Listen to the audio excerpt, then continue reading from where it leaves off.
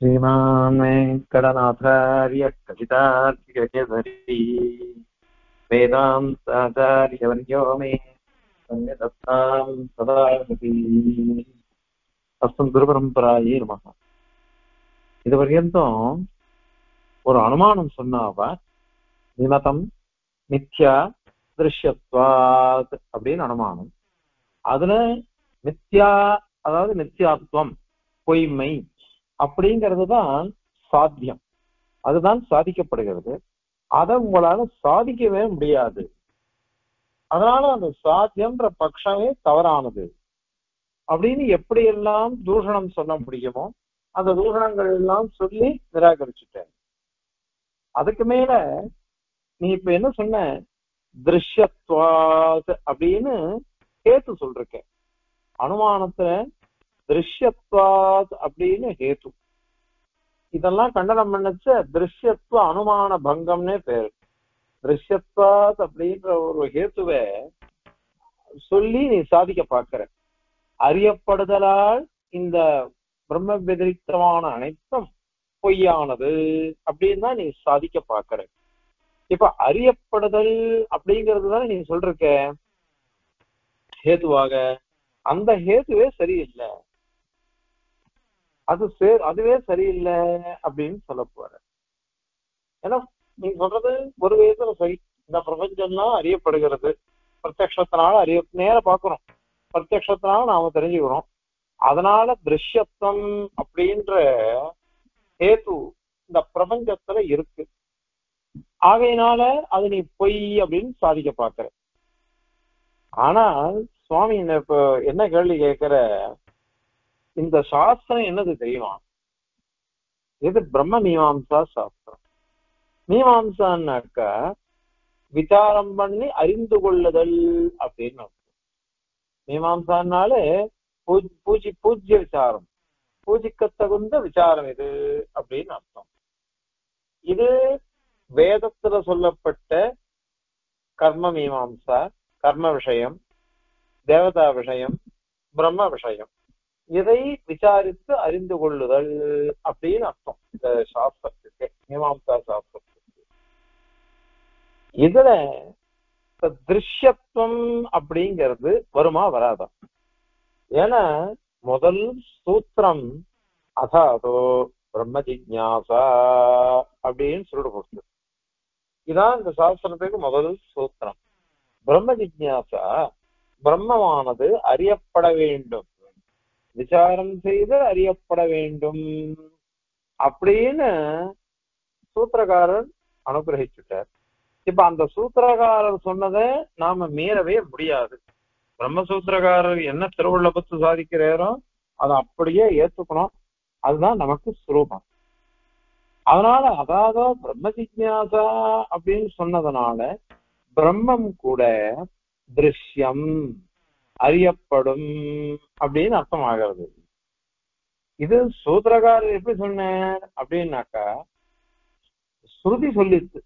மைத்ரேயி வித்யில யாக்ஞவல்கியர் உபதேசிக்கிற மைத்ரேயிக்கு என்னன்னு உபதேசிச்ச, ஆத்மாவா அரே திரஷ்டவ்யா ஸ்ரோதவ்யா மந்தவ்யா நிதித்யாசிதவ்யா அப்படின்னு சொல்லிட்டு போயிடுச்சு. இதை உபதேசிக்கும் போது இதான் சொல்ற, அம்மா இந்த ஆத்மாவானவன் திரஷ்டவ்யா சாட்சாத்கரிக்கப்பட வேண்டும். நீ திருஷ்யத்துவம்னா பார்க்கப்படுதல், அறியப்படுதல் அர்த்தத்தை சொல்ற. இங்க திரஷ்டவியான்னு சொல்றது சாட்சாத்காரம் பண்ணணும். அந்த சாட்சாத்காரம் பண்றதுக்கு என்ன பண்ணணும்? ஸ்ரோதவியா, குரு கிட்ட இருந்து உபதேசம் வாங்கிக்கணும். மந்தவியா, எதை நான் உபதேசம் வாங்கிட்டனோ அதை நம்ம மனசுக்குள்ளேயே பிரதிஷ்டை பண்ணிக்கணும். ஆச்சாரியர் சொன்னதெல்லாம் சரியானது. அவர் எதையாவது யாராவது சந்தேகம் கிளப்பினா கூட அதை நம்ம நிரூபிக்கணும், ஆச்சாரியர் சொன்னதுதான் சரி அப்படின்னு. இதுதான் யுக்தித பிரதிஷ்டாபனம் மனனம் அப்படிங்கிறது ஸ்ரீபாஷ்யம். லகு சித்தாந்தத்துல லகு பூர்வபக்ஷத்திலே இருக்கிறது. அதனால ஆச்சாரியர் சொன்னதை நம்ம மனசுக்குள்ள யுக்திகளோட பிரதிஷ்டை பண்ணணும், ஸ்திரமாக்கணும். அது மனனம். அதே மாதிரி அது ஆயிடுச்சோன்னாக்கா உபதேசம் வாங்கிட்டு மனசுல பிரதிஷ்டை பண்ணிட்டு ஸ்திரப்படுத்தின்னு இருக்கக்கூடிய பிரம்மத்தை ஆத்மாவை உபாசிக்க வேணும். நிதித்தியாசிதவியா, ஆசைப்பட்டு உபாசிக்கணும் அப்படின்னு சொல்லிட்டு போயிட்டு உபனிஷத் வாக்கியம். இப்ப ஆசைப்பட்டுன்றது என்ன அர்த்தம்? ஒரு வஸ்துவை தெரிஞ்சுட்டாதான் ஆசை வரும். தெரியாமலே நமக்கு வருமோ? பெருமாள் அப்படின்னு சொன்னா நமக்கு ஒரு ஆசை வருது. ஏன்னா நம்ம பெரியவானவங்க சொல்லி கொடுத்துட்டா பெருமாள்ன்றது எப்படி இருப்பார் அப்படின்னு சொல்லிட்டு அந்த மாதிரி நம்ம தெரிஞ்சுட்டோம்னாக்கா தெரிஞ்சின்ற பகவான ஆனந்தமா அனுபவிக்கிறோம், தியானம் பண்றோம், உபாசிக்கிறோம், சரணடைகிறோம், எப்படி சொல்றோம். அதனால திரஷ்டவியா, ஸ்ரோதவியா, மந்தவியா, நிதித்தியாசிதவியா அப்படின்னு சொல்லிட்டு போயிடுச்சு. இத நீயும் ஒத்துண்டுதான் ஆகணும். அதனால இந்த பிரம்மமானது அறியப்படுகிறது அப்படின்றது உன் சித்தாந்தத்திலையும் உண்டு. இப்ப நீ என்ன அனுமானம் சொல்றிருக்க? எது அறியப்படுகிறதோ அது பொய் அப்படின்னு சொல்றிருக்க. எது அறியப்படுகிறதோ அது பொய், பிரபஞ்சம் அப்படிதான் அறியப்படுகிறதால் அது பொய் அப்படின்னு சொன்னேன். இப்ப சுவாமி என்ன கேட்கிற, பிரம்மம் கூட அறியப்படுகிறதோ இல்லையோ? இது ஸ்ருதியே சொல்லெடுத்து சூத்திரக்காரன்னு சொல்லிட்டேன். அதனால சூத்திரக்காரரும் சாதிச்சு இந்த ஸ்ருதியும் சொல்லி ஸ்மிருதிகளும் அந்த மாதிரி நிறைய சொல்றது. இப்படி எத்தனையோ சாஸ்திரங்கள் இந்த மாதிரி சொல்றா இல்லையா? இப்ப அறியப்படுதல் அப்படின்றது, அறியப்படுதல் அப்படிங்கிறது பிரம்மத்துக்கும் வந்துருச்சு. பிரம்மமும் அறியப்படுதல் ஆயிடுச்சுனாக்கா அப்ப என்ன ஆகும்? அது கூட பொய்ன்னு ஒத்துக்கணும். இப்போ திருஷ்யத்வாது விமதம் மித்யா அப்படின்னு அனுமானம். இப்ப பிரம்மாபி திருஷ்யம், பிரம்மமும் திருஷ்யம். இப்போ பிரம்மம் கூட திருஷ்யம் அறியப்படுகிறதுன்னு ஆயிடுச்சு. அவளே சொல்ற பிரம்ம அபரோக்ஷ ஞானம், அபரோக்ஷ ஞானம் அப்படின்றா. பரோட்சம்னா அனுமானத்தினால, சப்தத்தினால, உபமானத்தினால அறிந்து கொள்ளப்படுகிறது. அபரோக்ஷம்னா நேர பாக்குறதுன்னு அர்த்தம். அதனால அறியப்படுகிறது அப்படின்னு அர்த்தம். இதெல்லாம் நீங்களும் ஒத்துருக்கீங்களோ இல்லையோ? அதனால பிரம்மமானது திருஷ்யம் அப்படின்னு சொன்னாக்கா அது என்ன ஆகும்னா அதுவும் பொய் அப்படின்னு சொல்ற மாதிரி ஆயிடும். அதனால பிரம்மத்துக்கும் மித்யாத்வம் நீ சாதிச்சுட்ட. இப்ப இந்த சாஸ்திரமானது பிரம்மத்தை அறிய வேண்டும், பிரம்மத்தை அடைய வேண்டும் அப்படின்னு சொல்றதுக்கு வந்திருக்கு. இப்படிப்பட்ட சாஸ்திரமானது பிரம்மமே பொய் அப்படின்னு சொல்றதுன்னு நீ சாத்தியாக்க அப்ப இந்த சாஸ்திரம் வியர்த்தமா போயிடுமே, இவன் கஷ்டப்பட்டு வாசிக்க வேண்டாமே அது. அதனால இந்த விசார சாஸ்திரம் பிரம்மத்தை அறிந்து கொள்ளும்படியாக உபதேசிக்கிறது நமக்கு. அந்த விசார சாஸ்திரத்துக்கு மூலமா இருக்கக்கூடியது ஸ்ருதிகள். அந்த ஸ்ருதிகளோ நமக்கு எல்லாம் சொல்லி கொடுத்திருக்கு. பிரம்மத்தை அறிய வேண்டும், பிரம்மத்தை தெரிந்து கொள்ள வேண்டும் அப்படின்லாம் சொல்லிருக்கு. அப்படி சொல்லிருக்கிறதுனால இதெல்லாம் நமக்கு தேவையாச்சே, இதெல்லாம் நமக்கு தேவை, அறிந்து கொள்ள வேண்டியது. அது போய் பொய்ன்னு சொல்லிட்டே இப்போ திருஷ்யத்வாது நித்யா அப்படின்னு அது பொய்ன்னு ஆயிடுறதே. இப்படி பொய்ன்னு ஆயிடுத்தோம்னாக்க இந்த சாஸ்திரம் எதுக்கு? அதனால இது விரோதமா போயிடுறது உங்க அனுமானம். அதனால இந்த அனுமானமானது தோஷமானது. தோஷமானது ஹேதுதான் முக்கியம். அனுமானத்துல ஹேதுதான் முக்கியம். அந்த ஹேத்துவே இப்ப தவறா அமைஞ்சு போயிடுது இல்லையோ? தவறா போயிடுவே. இத இதுவே சாதிக்க முடியாது. சாதிக்க முடியாததுனால இந்த திருஷ்யத்வா அனுமானமே சரியில்லை. நீ எதை சாதிக்கணும்னு ஆசைப்பட்டே அது சாதிக்க முடியாது. சாதிச்சா என்ன ஆகும்னா எப்படி இந்த பிரபஞ்சம் பொய்யோ அந்த மாதிரி பிரம்மமும் பொய் அப்படின்னு ஆயிடும். அது விரோதம். சரி, இல்ல ஸ்ருதி பிரம்மமானது சத்தியம்னு சொல்லிருக்கு.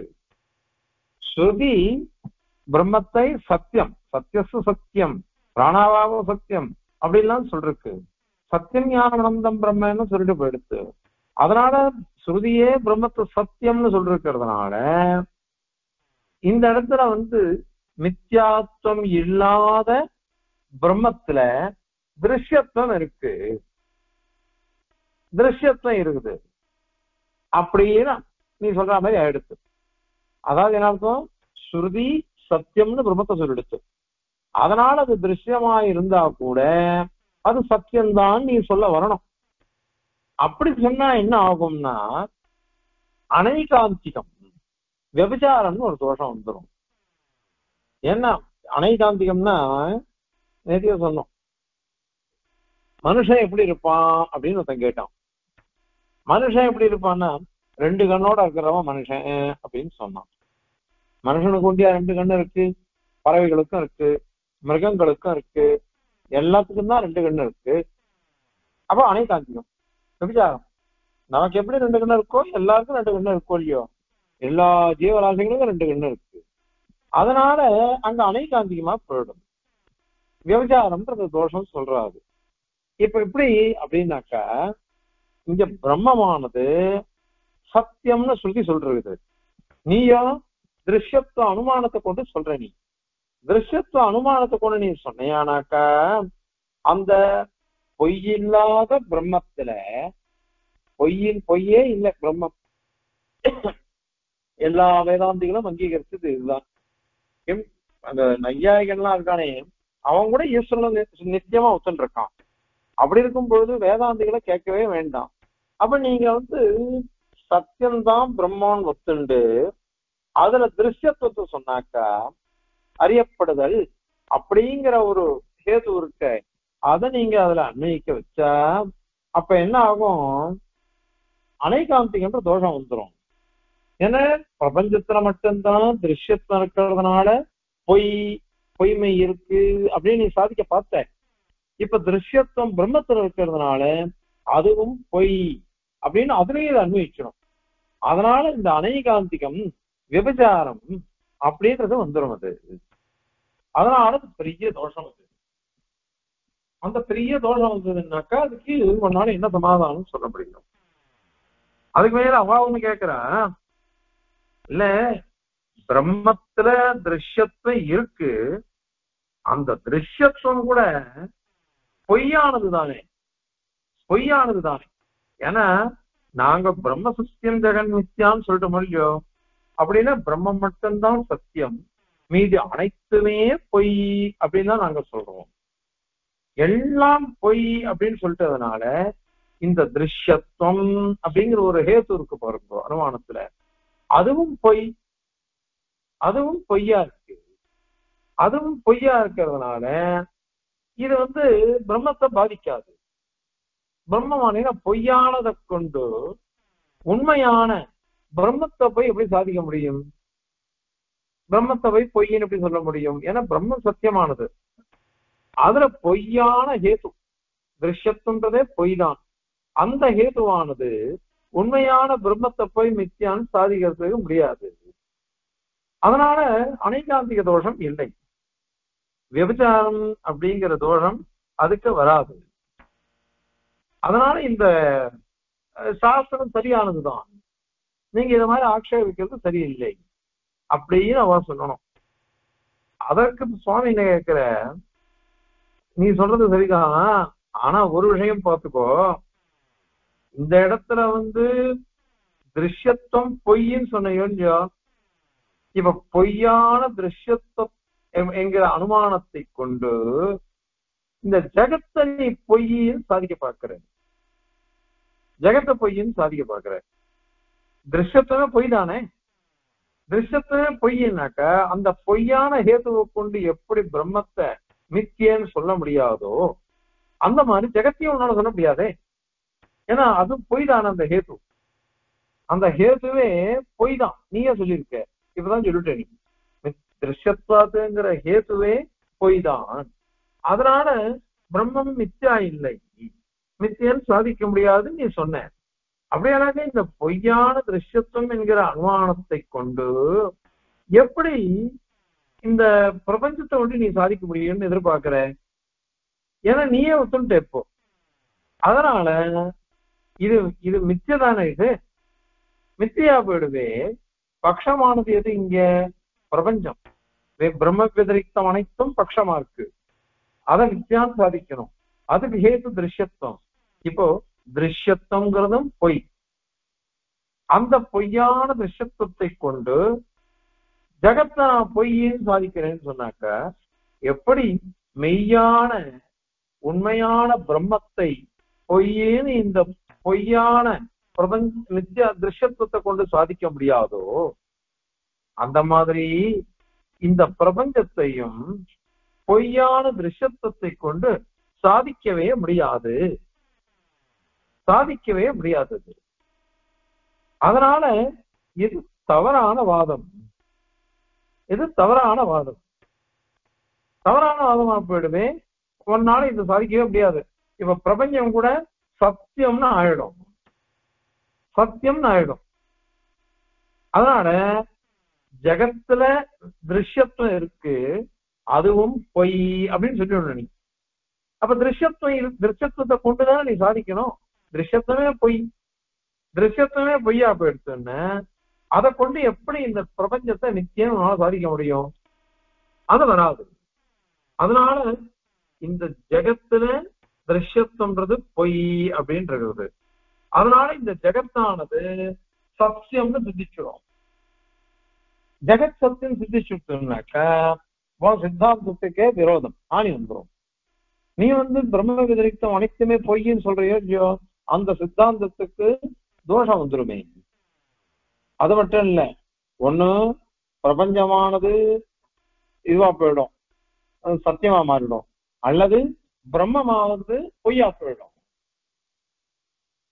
இதுவும் பொய்யா போயிடும், இது பிரபஞ்சம் சத்தியமா போயிடும், பிரம்மம் பொய்யா போயிடும்.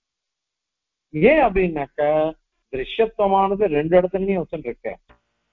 திருஷ்யத்துவம் ரெண்டு இடத்துலயும் ஒத்துன்னு இருக்கிறதுனால சத்தியமானது பொய்யா போகலாம், பொய்யானது சத்தியமா மாறலாம். ஏன்னா இந்த ஹேத்துவே திருஷ்யத்துவங்கிற ஹேத்து தான் உனக்கு தோஷமாகுதுன்னு நீ சொல்லியிருக்க. அதனால இந்த விரோதத்தை உன்னால களையவே முடியாது. அதனால நீ அனைகாந்திகம் தோஷம் வரும் நாங்க சொன்னோம். அதுக்கு நீ புத்திசாலித்தனமா பேசுறதா நினைச்சுட்டு இந்த திருஷ்யத்துவன்ற ஒரு ஹேத்துவே பொய் அப்படின்னு சொல்லிட்டேன். பாஷகார அவளை கன்னடம் பண்ணச்சு இது மாதிரி விஷயத்த தர்க்க குசலதா ஆவிஷ்கிருதா பவதி அப்படின்னு பரியாசம் பண்றாரு. உன்னுடைய தர்க்க கௌசலம் நைபுண்ணியம் அது நீ ஆவிஷ்கரிக்கிற ரொம்ப அழகா அப்படின்னு பரியாசம் பண்றாரு. அதனால அது வரவே வராது. ஆகவே அதுவும் விரோதம் அப்படின்னு சாதிச்சார். அதன் பிறகு அவ இன்னொரு ஒரு கேள்வி கேட்கிறார். மித்யாத்வம் எல்லாத்தையும் நாங்க சாதிக்கிறோம், அதுக்கு சாதிக்கிறதுக்கு இந்த திருஷ்யத்துவம் தான் இருக்கு. ஹேத்து திருஷ்யத்துவ ரூபமான ஹேத்து அது எப்படிப்பட்டதுன்னாக்கா ஜாட்யம் அப்படின்னு சொல்றோம். ஜடமா இருக்கிறது, ஜடமா இருக்கிறதுன்னு நாங்க சொல்றோம். அவளே திருஷ்யத்வாத் ஜடத்வாத் வியாவர்த்தமானத்வாத் அந்த மாதிரிலாம் அவ சொல்ற. அவ நிறைய ஹேத்துக்கள் சொல்ற. அதுல அந்த ஜடத்துவம் இருக்கு. ஜாட்டியம்னா ஜடத்துவம் அப்படின்னு அர்த்தம். ஜடமா இருக்கிறதுனால ஜாடி, ஜடம்னா அச்சேதனம்னு அர்த்தம்.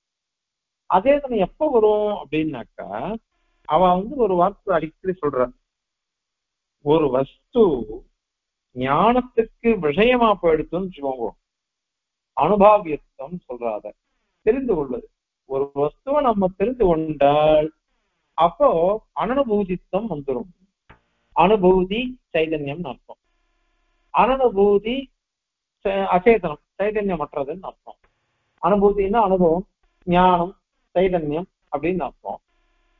இது அனுபூதேகே அனுபாவியத்தே அனனுபூதித்துவ பிரசங்கான்னு பாஷ்ய சூக்தி அவ சொல்றதாக. அனுபூதியானது அனுபாவியமா போயிட்டா ஒரு ஞானத்தினால அறிந்து கொள்ளப்படுவதாக போயிட்டுன்னு வச்சுக்கோங்க, அப்போ அனனுபூதித்துவம் அனுபூதித்துவம்னாக்கா இந்த மாதிரி ஜடமா இருக்கிறதுன்னு அர்த்தம். ஞானம் வெதிரிக்தமா எழுதுறது அப்பிரகாசம்னு அர்த்தம். சுப்பிரகாசம் இல்ல அப்பிரகாசமா போயிடும். அதனால ஜடத்துவம் வந்துடும்.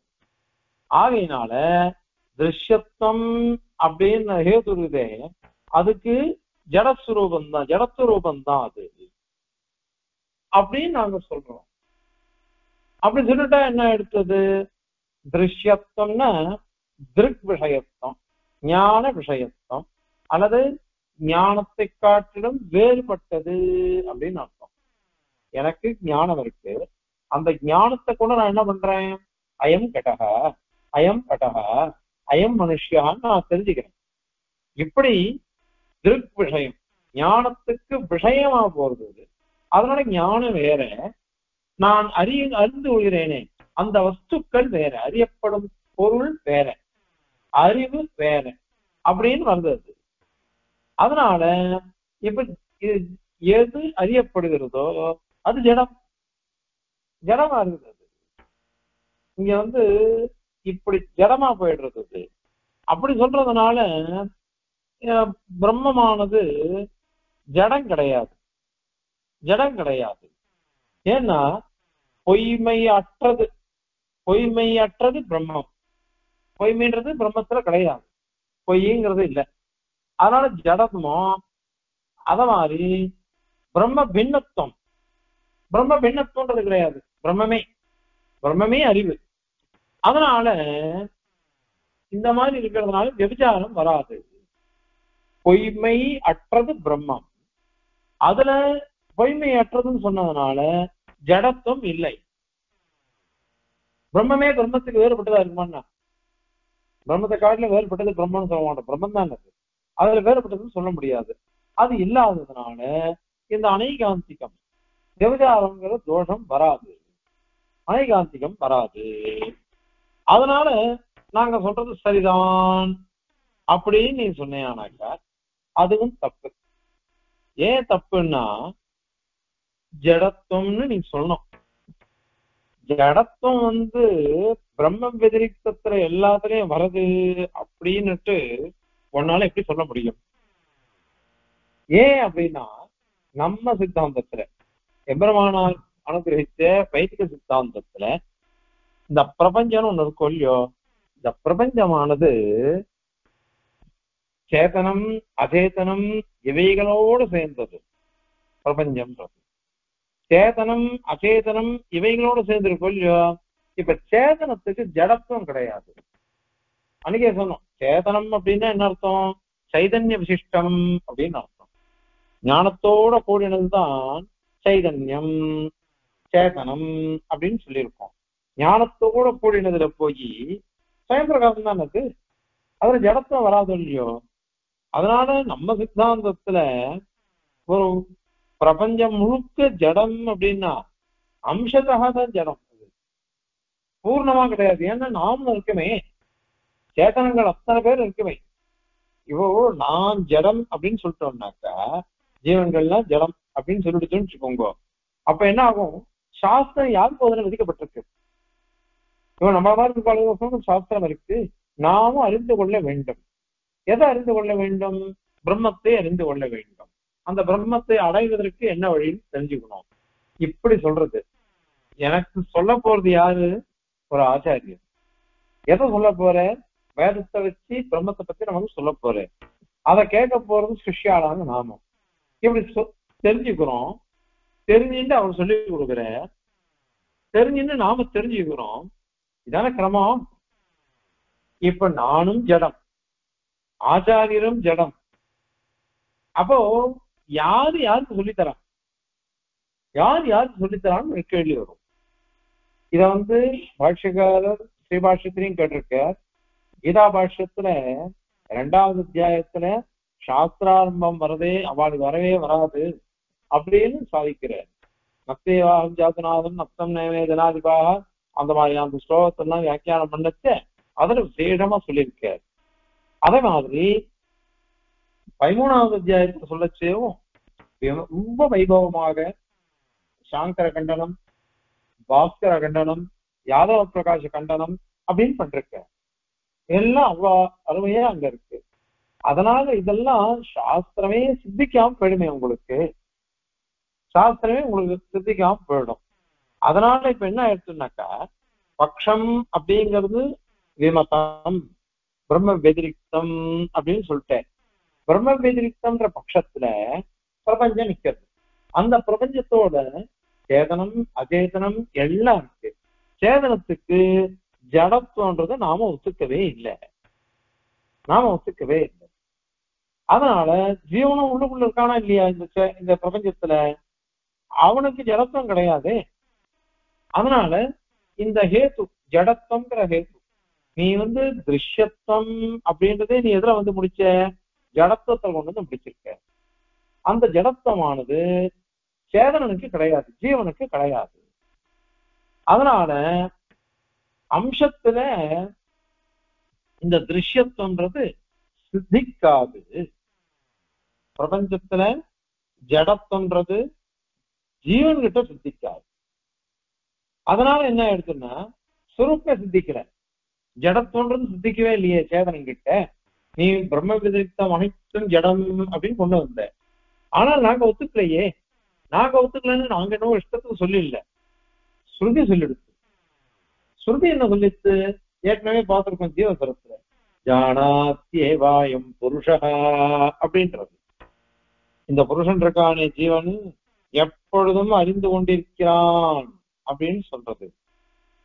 அத மாதிரி தைத்திரியோபனிஷத் சொல்றது, விஞ்ஞானம் யஜ்ஞம் தனுதே கர்மாணி தனுதே பிச்சே அப்படின்னு சொல்றது.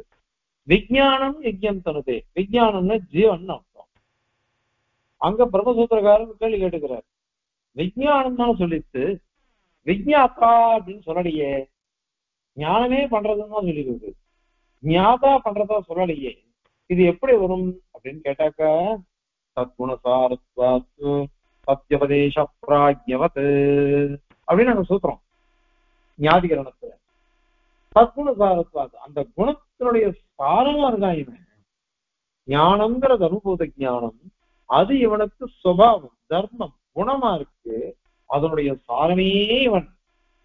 நம்ம சொல்ற மாதிரி பெருமாளுக்கு அக்காரக்கணின்னு பேரு. அக்காரக்கணின்னு ஏன் பேர் வந்ததுன்னாக்கா, பொதுவா வெள்ளம் தித்திப்பா இருக்கும். ஒரு மரம் வெள்ளத்தான மரம், அந்த வெள்ளம் எப்படி இருக்குன்னாக்கா மரமே வெள்ளமா இருக்கு, அதுல ஒரு பழம் பழுத்தா எப்படி இருக்கும், வெள்ளத்தினுடைய சாரம் தானே.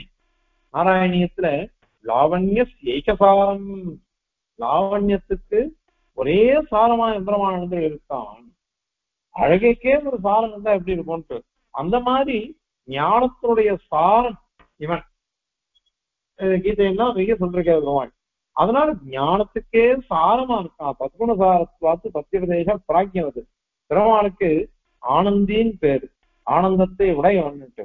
ஆனா உபரிடது என்ன பண்ணிச்சு, ஆனந்தோ பிரம்மே திவ்யஜானார், அவன் ஆனந்த பரிபூர்ணன். அதனால ஆனந்தன் அவன் சொல்லிட்டு போயிடுச்சு. அந்த மாதிரி ஜீவனை விஞ்ஞானம் யஜ்ஞம் தனத்தை, வெறும் ஞானம் போய் கர்மாவை நொட்டிக்குமா யாகத்தை, வெறும் ஞானமானது யஜ்ஞத்தை அனுஷ்டிக்காது. அதனால ஞானம்னா விஜ்ஞாதா அப்படின்னு அர்த்தம் பண்ணிக்கணும்னு சூத்திரக்காரர் சாதிச்சிருக்காரு. அதனால இந்த சாஸ்திரமானது ஜீவனை ஞாதாவாக தான் சொல்லியிருக்கிறது. இப்ப நீ ஜடத்தம் சொன்னீங்கன்னாக்க, பிரபஞ்சத்துல பிரம்ம விதரிக்தமான பிரபஞ்சத்துல எல்லாம் ஜடமாவே இருக்குன்னு சொன்னீங்கன்னாக்க ஜீவன் ஜடம் இல்லை. அதனால நீ சொன்ன ஜடத்துவங்கிற சுரூபமே சித்திக்காது. அதனால இது என்ன தோஷம்னாக்க சுரூபா சித்தி அப்படின்னு தோஷம் வரும். சுரூபமானது அசித்தி, சுரூபத்தினுடைய அசித்தி, அந்த தோஷம் வந்துடும் ஹேத்துவுக்கு. அது மட்டும் இல்ல, ஒரு ஹேத்துன்னா எதை சொன்னாலும் சரி ரெண்டு பேரும் அங்கீகரிக்கணும். வாதி பிரதிவாதி இவா ரெண்டு பேரும் அங்கீகரித்த ஹேத்துவை சொல்லணும். நம்ம பாஷ்யக்காரர் ஸ்ரீ வைஷ்ணவர், அவர் சம்பிரதாயம் எப்படிப்பட்டதெல்லாம் தெரியும், திருவாமொழிலாம் கேட்டவர், திருவாளையாண்டான் இவர்கிட்டெல்லாம் திருவாமொழிலாம் கேட்டவர். ஆனா 9 கிரந்தங்களை அனுபவிச்சிருக்க. அந்த 9 கிரந்த ரத்னங்கள்ல எங்கேயாவது ஒரு இடத்துல பிரபந்தத்தை காமிச்சாரா சொல்லுங்க. ஆழ்வார் ஸ்ரீசூக்தியில எங்கேயாவது காமிச்சாரா? காமிக்க மாட்டேன். ஏன்னா அனைத்து சாஸ்திர கிரந்தம்.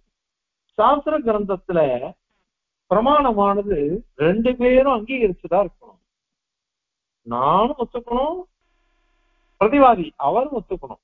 அப்படிப்பட்ட பிரமாணத்தை தான் காமிக்கணும். அந்த பிரமாணத்தை விட்டுட்டு நான் பிரபந்தத்தை கொண்டு வந்தேன்னாக்கா அது உங்க கோஷ்டி, அதை இங்க கொண்டு வராதுன்னு ரூபா. அந்த காலத்துல அடியன் தவறு பண்ணேன். 1998 ஞாபகம். அடியன் சகசிர விஷயம் சொல்லிட்டு இருக்கேன் நம்ம ஆசிரமத்துலதான். சொல்லும் பொழுது பிரம்மத்தை பத்தி சொல்றதுக்கு ஏதோ ஒண்ணு சொல்றேன் அடியன். அந்த அதிகரணமும் எந்த அதிகரணம் மறந்து போயிடுது. சொல்லும் பொழுது இதுக்கு மூல காரணம் ஆழ்வார் ஸ்ரீசூக்தி அப்படின்னு சொல்லிட்டேன். மயபர மதிரணம் அருளினன் யவனவன் அந்த வாக்கியத்தை சொல்லிட்டேன். ஆண்டவனுக்கு அப்படி கோபம் வந்துட்டு. இது சாஸ்திர சபை, இதுல சம்பிரதாயத்தை கொண்டு வராது, அதை சொல்லக்கூடாது அப்படின்னு சாட்சி ஆயிடுச்சு ஆண்டவன், ஸ்ரீமட்டம் பெரிய ஆண்டவன். ஏன்னா வரக்கூடாது. ஏன் அப்படின்னா இங்க இது சாஸ்திரம், இதர மதஸ்தால கண்டனம் பண்ண போறோம்.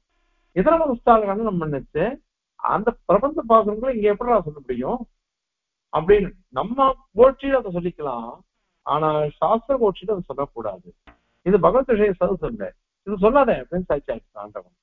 இது 1998 ஞாபகம், அப்ப நடந்தது இது. அதனால இப்ப நீ திருஷ்யத்துவம் ஜடத்துவம் அப்படிங்கிற ஒரு ஹேத்துவை நீ சொல்ற. அந்த ஹேத்துவானது எனக்கும் ஒப்புதலா இருக்கணும், நானும் அங்கீகரிச்சதா இருக்கணும், நீ அங்கீகரிச்சதா இருக்கணும். 2 பேரும் அங்கீகரிச்சுதான் சொல்லணும். இப்ப ஜடத்துவன்றது எங்களுக்கு சரியில்லையே, அதனால ஒருத்தருக்கு உனக்கு வேண்டிதான் சரியா இருக்கு, எங்களுக்கு சரியில்லை. அதுக்கு பெரிய தோஷம் செய்யறது என்ன அப்படின்னாக்கா பாகா சித்தி அப்படின்னு அதுக்கு சொல்ற நையாயிக்காள். இந்த அனுமானத்துல ஹேத்துவானது ஒருத்தர் ஒத்துண்டு இன்னொருத்தர் ஒத்துக்காம போயிடுறதோ இல்லையோ, அந்த ஹேத்துவே நாங்க ஒத்துக்கலையே, அது அதனுடைய எது அன்வயிக்கலையே. அதனால ஒரு பாகத்துல அசித்தமா போயிடுச்சு, ஒரு பாகம் ஜீவன் விஷயத்துல அது சித்திக்கல ஜடத்தம்ன்றது. அதனால பாகா சித்தின்னு அது தோஷம். அது அதே மாதிரி நீ பிரம்ம பின்னத்துவம் அப்படின்னு சொன்ன.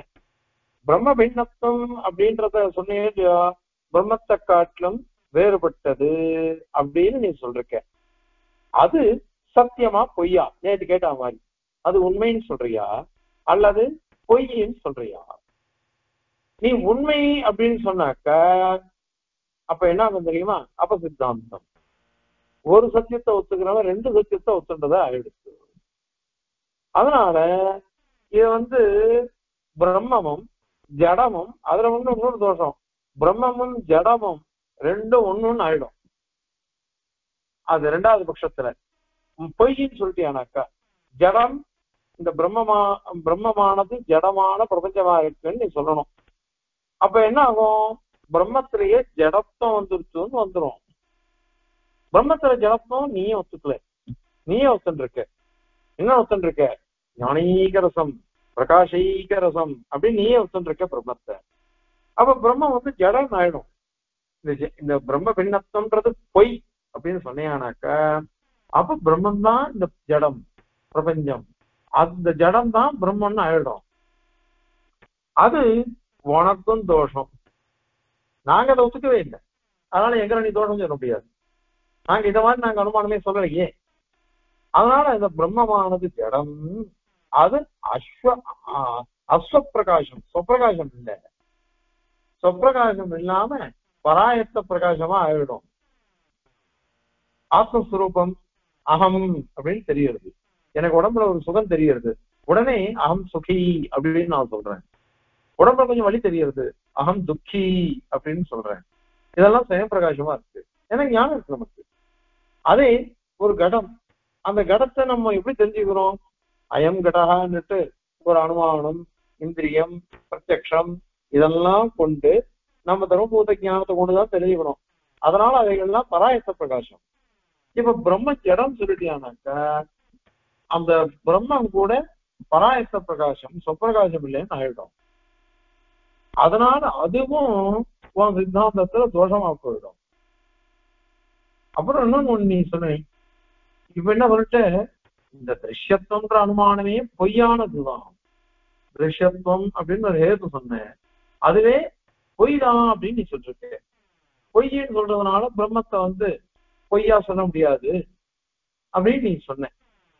இப்போ நீ சொல்ற வழியா பார்த்துட்டாக்க இது விபரீதம். ஏன் அப்படின்னா, பொய்யான ஒரு ஹேதுவை கொண்டு எதையாவது சாதிக்கலாம், எதுவானாலும் சித்திக்கும், உண்மையை கூட சித்திக்கும் அப்படின்னு நீ சொன்னையானாக்க, இந்த நம்ம மார்கழி மாசம் காவேரியில தீர்த்தாவாழ்லாம் தெரியும். எப்படின்னா அந்த ஜலத்துக்கு மேல பனி மூட்டம் இருக்கும், பனி அது இருக்கும். அது பனிதான், ஆனா நம்ம பார்த்தாக்கா புகை மாதிரி இருக்கும். அத பனிமூட்டம் புகை மூட்டம் அப்படின்னு சொல்லுவாரு. இது உண்மையிலேயே ஜலத்தினுடைய பரிணாமம் தான். அது ஜலம் பனியா மாறி இருக்காது, அதுதான் பார்க்கணும். ஆனா அது எப்படி இருக்கும், புகை மாதிரி இருக்கும். அது இதுக்கு பாஷ்ப தூமம்னு பேரு. இது புகைதான். இது உண்மையா புகை இல்லை, உண்மையா புகை இல்லை, ஜலத்தினுடைய ஒரு பரிணாமம். ஜலத்தினுடைய பரிணாமம் தான் அது. அந்த ஜலத்தினுடைய பரிணாமம் உனக்கு புகை மாதிரி தெரியுது, அது பொய்யானது. உண்மையிலேயே அது ஜலத்தினுடைய மாறுதல் தான். ஜலத்தினுடைய மாறுதலை போய் நம்ம புகைன்னு நினைச்சுட்டு வர்றோம், ஒரே புகையா இருக்கு பார் அப்படின்னு சொல்றோம். இப்போ பொய்யான ஒரு ஹேத்துவை கொண்டு உண்மையான வஸ்துவை சாதிக்க முடியும் அப்படின்னு நீ சொன்னையான்னு வச்சுக்கோ. இப்போ சுவாமி என்ன தர்க்கம் பண்றீங்க, அப்ப பொய்யான பாஷ்ப தூமம், அந்த புகை மூட்டம் பனிமூட்டம், அதை கொண்டு இது புகை, அதனால இங்க நெருப்பு இருக்குன்னு நீ சாதிப்பியா? எத்திர எத்திர தூமகா தத்திர தத்திர வன்னிகி அப்படின்னு நீ வியாப்தி சொல்லணும். இப்ப இங்க பாஷ்ப தூமம் இருக்கு, இது பொய்யானதுதான், நீ ஒத்துக்கணும் நானும் ஒத்துக்கணும், ரெண்டு பேரும் அங்கீகரிக்கிறோம். பொய்யான புகையை கொண்டு இங்க அக்னி இருக்கு அப்படின்னு நீ சாதிக்க முடியுமா? ஆனா சாதிச்சிடணும். நீ என்ன சொல்றீங்க, இப்போ இது பொய்யான ஹேது திருஷ்யத்துவம், அதை கொண்டு நான் இது சாதிக்கிறேன் அப்படின்னு நீ சொல்றீங்க. அதை கொண்டு சாதிக்கிறேன்னு சொன்னேன்னாக்க இப்ப இங்கேயும் சாதிச்சிடும். பொய்யான புகமூட்டத்தை கொண்டு நெருப்பணி சாதிச்சிடும். எத்திர எத்திர தூமகா தத்திர தத்திர வன்னின்னு சாதிப்பியா? ஆனால் சாதிக்க முடியாது. இது யாரால இது பண்ணணும், இது பிராந்தியினால தெரியுது, நமக்கு புகை மாதிரி தெரியுது, ஜலம்தான் அது. அதனால மித்யாபூதமான திருஷ்யத்துவம்னு ஒரு இது, அந்த திருஷ்யத்துவத்துல ஜடத்துவம் இருக்குது, அதுதான் ஜடத்துவம் நீ சொல்ற. அதை கொண்டு இந்த பிரபஞ்சமே மித்யா அப்படின்னு நீ சாதிக்க பார்த்தியானாக்கா அந்த அனுமானமானது சரியில்லை. அந்த அனுமான ஹேதுவே சரியில்லை. ஹேது போயிடுத்துனாக்கா அனுமானம் சர்வாத்தனா போயிடுத்துன்னு அர்த்தம். அதனால திருஷ்யத்தை ஹேத்துவை கொண்டு இந்த பிரபஞ்சமானது பொய் அப்படின்னு உன்னால சாதிக்கவே முடியாது. அது சித்திக்காது. சித்திக்காத விஷயத்தை எதுக்கு சிரமப்பட்டு நீ சாதிக்க பாக்குற? அது சாதிக்கவே முடியாத விஷயத்துல போய் இதை நீ சாதிக்கிறேன்னு சொன்னையே, அது எப்படி வரும்? ஆகவே திருஷ்யத்துவம் அப்படிங்கிற ஹேத்துவை கொண்டு அனுமானம் நீ சொல்ற, விமதம் நித்யா திருஷ்யத்வா அப்படின்னு சொல்றேன். அதுக்கு சுவாப்ன பதார்த்தத்தெல்லாம் நீ காமிச்சிருக்க. அதனால இந்த திருஷ்யத்துவன்ற அனுமானமானது சரியன்னு. அதனால திருஷ்யத்துவ அனுமான பங்கம் இது பெரிய விஷயம். சாது விஷயம்லாம் அதையும் சாதிச்சிருக்க. சுதப்பிரகாசில நிறைய இருக்கு. பாஷ்யகாரர் ஸ்ரீபாஷ்யத்துல அங்கங்க சாதிச்சிருக்க. அந்த கோடிட்டு காமிச்சதை வச்சுட்டுதான் இங்க பிரவருத்தி வந்திருக்கு. அதனால இது விசேஷமா சாதிக்கிறார் சுவாமி. இப்போ இந்த ஸ்லோகத்தை சேவிச்சு அதனுடைய தாத்பரியத்தை சேவிக்கலாம். இப்போ இஷ்டம் பிரம்மாபி திருஷ்யம் தவச்ச கதயதः தஸ்ய ஜிஜ்ஞாஸ்யதாதீன மித்யா சேத் திருஷ்யதாஸ்மின் நானு விமதி பதேபி ஏவமேஷா ஸ்வயேஷ்டா லிங்கம் ஜாட்யாதிகம் சேத் ததபி மம மதேஹி அம்சதஸ்யாத் அசித்தம் மித்யாலிங்கைஸ்த சித்யேத் கிமபி யதி பவேத் பாஷ்பதூமோ அக்னிலிங்கம் அப்படின்னு சாதிக்கிறார். பாருங்க,